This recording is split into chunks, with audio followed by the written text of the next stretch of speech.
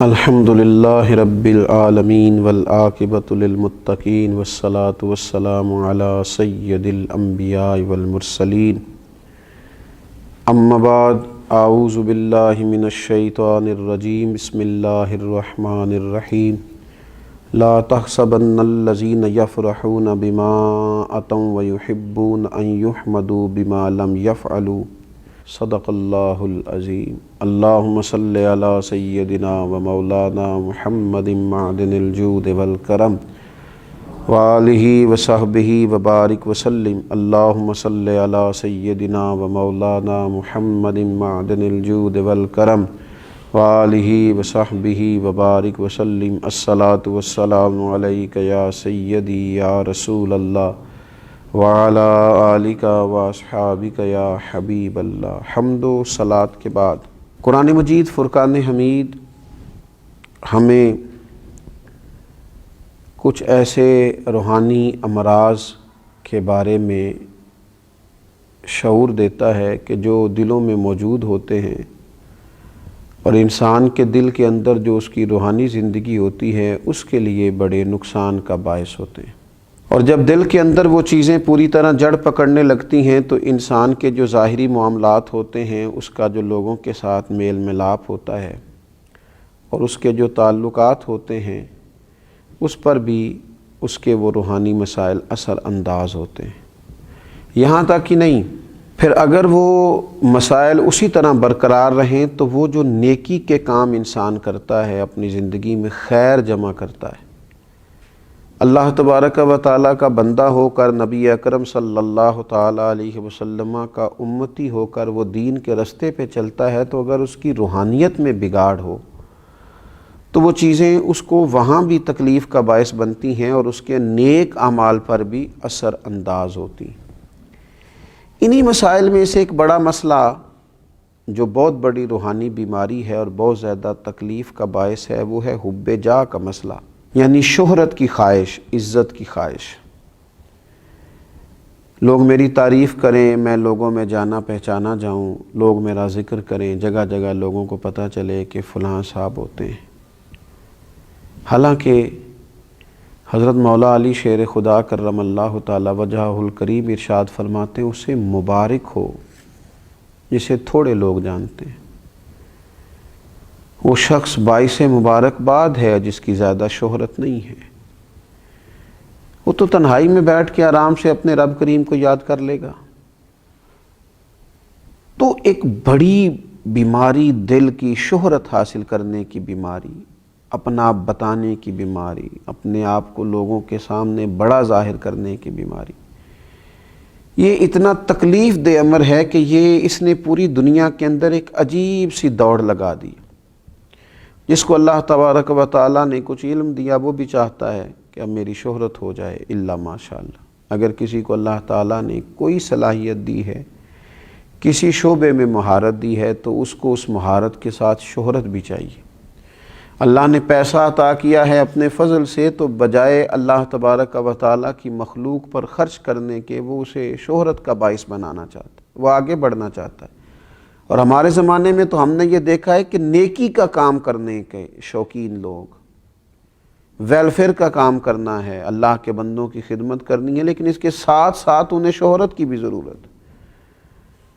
نبی اکرم صلی اللہ تعالیٰ علیہ وسلم سے پوچھا گیا تھا کہ یا رسول اللہ صلی اللہ تعالیٰ علیہ وسلم، ایک شخص اللہ کے رستے میں جہاد کرتا ہے، اس کی دو نیتیں ہیں، اس کے دو ارادے ہیں، وہ اللہ کو بھی راضی کرنا چاہتا ہے اور یہ بھی چاہتا ہے کہ لوگوں میں اس کی شہرت ہو جائے۔ ایسا نہیں ہے کہ رضا الہی کی نیت ہی سرے سے موجود نہیں ہے، رضا الہی بھی چاہتا ہے اور ساتھ یہ بھی چاہتا ہے کہ میرا نام ہو جائے لوگوں میں۔ تو آپ کیا فرماتے ہیں؟ تو حضور علیہ السلام نے جو فیصلہ دیا وہ سمجھنے والا ہے۔ حضور فرمانے لگے، اسے اللہ کی بارگاہ سے کوئی اجر نہیں دیا جائے گا۔ رب چونکہ وحدہ لا شریک ہے، وَإِلَٰهُكُمْ إِلَٰهٌ وَاحِدٌ لَا إِلَٰهَ إِلَّا هُوَ الرَّحْمَٰنُ الرَّحِيمُ، وہ وحدہ لا شریک ہے، تمہارا معبود، تو وہ فقط اسی عمل کو پسند کرتا ہے جو خالص اللہ کی رضا کے لیے کیا جائے۔ تو یہ جو شہرت کی طلب ہے، یہ جو ہوس ہے، یہ جو ہرس ہے، کوئی بھی نیک کام کرنا تو خواہش پیدا کر لینا کہ میری تعریف ہو، کہا جائے۔ ہاں، ایک بات ہے، ایک شخص چاہتا نہیں ہے لیکن اللہ اس کی شہرت کر دیتا ہے، تو یہ مالک کا فضل ہے۔ اس کی طلب نہیں تھی، خواہش نہیں تھی۔ آپ دیکھیے انبیاء کرام علیہ السلام کو کتنی شہرت ملی دنیا میں، خلفائے راشدین کو کتنی شہرت ملی، اللہ کے نیک بندے اولیاء اللہ کو کتنی شہرت ملی۔ وہ خود بخود اللہ تعالیٰ ان کے لیے اہتمام فضل کر دے، ان پر کرم ہو جائے، وہ بات الگ ہے، لیکن اپنی خواہش پیدا کرنا اور ہمہ وقت اس طلب اور تڑپ میں رہنا کہ ہمیں اللہ تبارک و تعالیٰ کوئی ایسا نظام کر دے کہ ہم مشہور ہو جائیں، یہ طریقہ درست نہیں ہے۔ اہل یہود کہ یہ عادت قرآن مجید نے بیان کی، ان کا طریقہ بیان کیا اور فرمایا لا تحسبن الذین یفرحون بما اتوا ویحبون ان یحمدوا بما لم یفعلوا،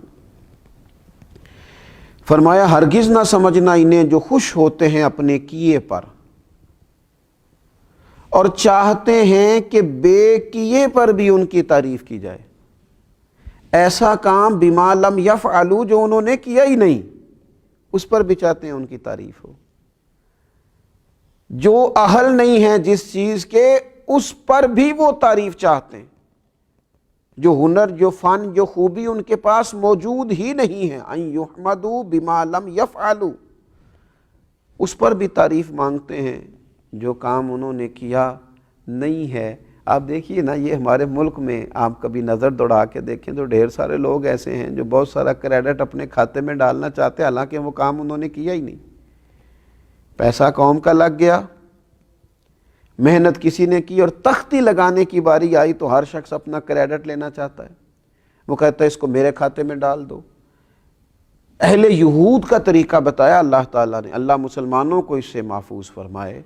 فرمایا کہ وہ جو نہیں کیا بے کیے پر بھی تعریف کرنا چاہتے ہیں، فرمایا ایسوں کو ہرگز عذاب سے دور نہ رکھا جائے گا، ایسوں کو ہرگز عذاب سے دور نہ جاننا، وَلَهُمْ عَذَابٌ أَلِيمٌ، ان کے لیے دردناک عذاب ہے۔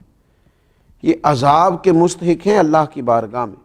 میرے نبی اکرم صلی اللہ تعالیٰ علیہ وسلم نے فرمایا انسان کے لیے برا ہونے کے لیے اتنا ہی کافی ہے کہ لوگ اس کے دین یا دنیا کے معاملے میں اس کی طرف انگلیوں سے اشارہ کریں، یعنی اس کی تعریف کریں، البتہ جسے اللہ محفوظ رکھے۔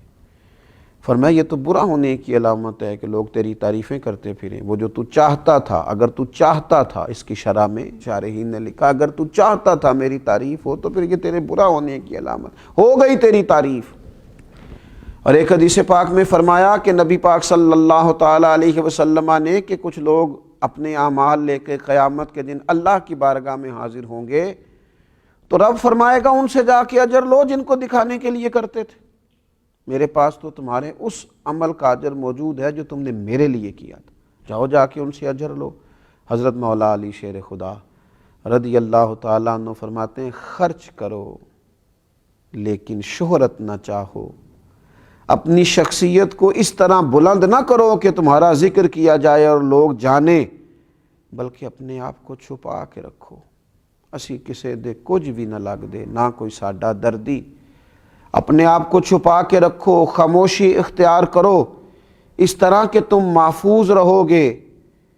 نیک لوگ تم سے خوش ہو جائیں گے اور بدکار تم سے ناخوش ہو جائیں گے۔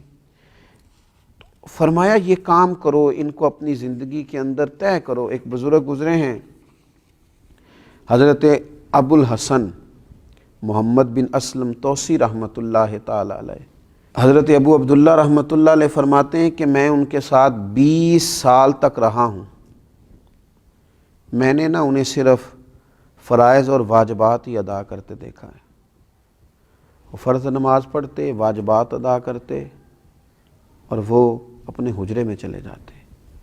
20 سال کے بعد سمجھ آئی کہ یہ وہ شخص ہے جو گھنٹوں اپنے رب کی عبادت کرتا ہے، یہ وہ شخص ہے جو گھنٹوں بیٹھ کر تلاوت قرآن کرتا ہے، حضور علیہ السلام پر درود و سلام عرض کرتا ہے، لیکن 20 سالوں میں نے انہیں جتنی بھی عبادت کرتے دیکھا، چھپ کے کرتے دیکھا۔ پوچھنے والے نے پوچھا تو فرمانے لگے جس کے لیے کرتا ہوں وہ دیکھتا ہے، جس کی رضا کے لیے کرتا ہوں وہ آشنا ہے، اور میرے عمل سے بھی آشنا ہے اور میرے دل کی کیفیت سے بھی آشنا ہے۔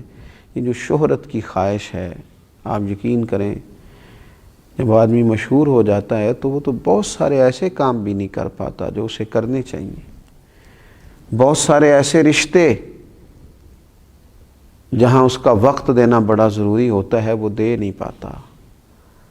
وہ تو چاہتا ہے کہ میں کبھی تنہائی میں بیٹھ کے رو لوں، پر وہ تو رو بھی نہیں پاتا۔ وہ چاہتا ہے کہ کبھی مجھے کوئی موقع ملے جہاں میں کوئی خیر کا کام کر لوں، کر نہیں پاتا۔